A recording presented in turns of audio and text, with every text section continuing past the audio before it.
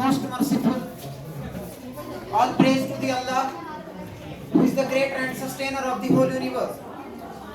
Respected Honorable Principal Sir, highly qualified staff members, all the dignitaries, my dear audience, I welcome all of you with Islamic greeting. Assalamu alaikum. My name is Aqib Rahman, student of class 12. I want some throw light on India's freedom struggle.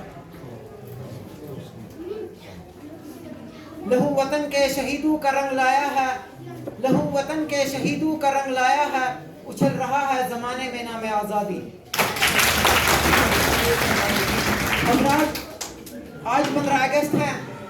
आज ही की तारीख में हमारा प्यारा मुल्क हिंदुस्तान अंग्रेजों की गुलामी से आज़ाद हुआ था।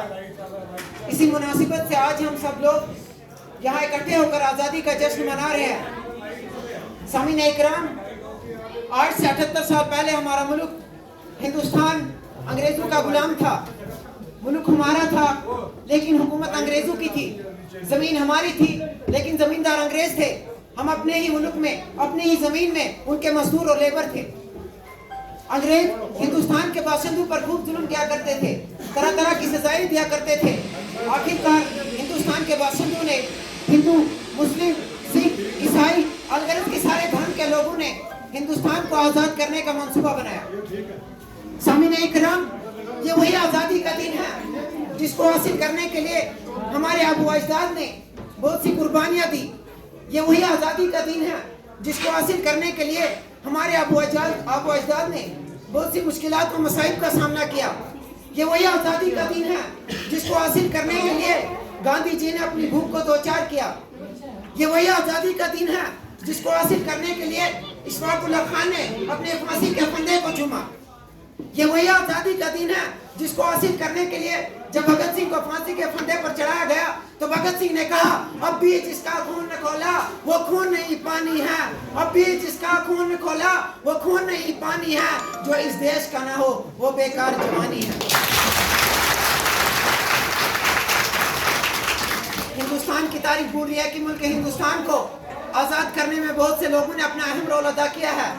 अगर हम जफर अली शाह की बात करें, 1857 में जब जफर अली शाह को अंग्रेजों ने काली कोठरी के पीछे ढकेला तो अंग्रेजों ने कहा, दमदमे में दम नहीं अब खैर मांगो जान की, दमदमे में दम नहीं अब खैर मांगो जान की, ए जफर ठंडी की शमशेर हिंदुस्तान की।